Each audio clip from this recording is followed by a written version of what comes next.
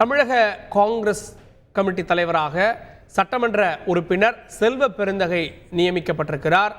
இதற்கு முன்னதாக KS அழகிரி அவர்கள் தலைவராக இருந்தார். இப்போது செல்வ பெருந்தகை காங்கிரஸ் தமிழக தலைவராக நியமிக்கப்பட்டிருக்கிறார். செய்தியாளர் ராஜா கூடுதல் விவரத்தை வருகிறார். ராஜா, தேர்தல் நேரத்தில் இந்த மாற்றம் நிகழ்ந்திருக்கிறது, கூடுதல் விவரங்கள் என்ன? வணக்கம். சற்று முன்பு அகில இந்திய காங்கிரஸ் கட்சி ஒரு முக்கிய அறிவிப்பினை வெளியிட்டிருக்கிறது. தமிழ்நாடு காங்கிரஸ் கமிட்டியின் தலைவராக செல்வ பெருந்தகை நியமனம் செய்யப்பட்டிருக்கிறார். பிறகு அவர் சட்டமன்ற குழு தலைவராக இருந்தவர். தற்போது ராஜேஷ்குமார் சட்டமன்ற குழு தலைவராக பணிபுரிவார் என்று காங்கிரஸ் கட்சி தரப்பில் அதிகாரப்பூர்வமாக தெரிவிக்கப்பட்டிருக்கிறது. KS அழகிரியோட பணிக்கும் வாழ்த்துக்கள் தெரிவித்திருக்கிறார்கள்.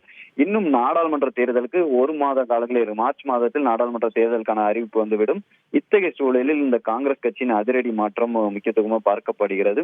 ஏற்கனவே கடந்த வருடம் 2 முறையுமே தமிழ்நாடு காங்கிரஸ் கமிட்டி தலைவர் மாற்றப்படுவார், செல்வ பெருந்தகை வாய்ப்பு இருப்பதாகவும் தகவல்கள் வெளியாக இருந்தது.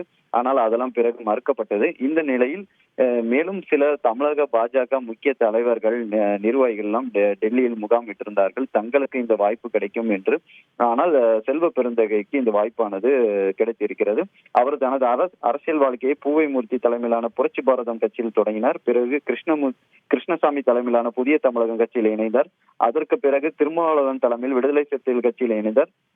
2006ஆம் ஆண்டு அந்த தமிழக சட்டசபை தேர்தலில் அந்த மங்களூர் தொகுதியில் போட்டியிருந்தார். அதற்கு பிறகு விடுதலை சிறுத்தைகள் கட்சியில் ஏற்பட்ட கருத்து வேறுபாடு காரணமாக பகுஜன் சமாஜ் கட்சியில் இணைந்தார். அதற்கு பிறகு தமிழ்நாடு காங்கிரஸ் கட்சியில் இணைந்து 2021ஆம் ஆண்டு நடைபெற்ற சட்டமன்ற தேர்தலில் திருப்பெரும்புத்தூர் சட்டமன்ற தொகுதியில் போட்டியிட்டு வெற்றி பெற்றிருந்தார். அவர் தமிழ்நாடு காங்கிரஸ் கட்சியின் தலைவராக தற்போது நியமனம் செய்யப்பட்டிருக்கிறார். மேலும் தமிழ்நாடு காங்கிரஸ் கமிட்டியின் தாழ்த்தப்பட்டோர் பிரிவின் மாநில தலைவராகவும் அவர் பதவி வகித்து வந்தார் என்பது குறிப்பிடத்தக்கது. செய்திகளை உடனுக்குடன் தெரிந்து கொள்ள உடனே சப்ஸ்கிரைப் பண்ணுங்க.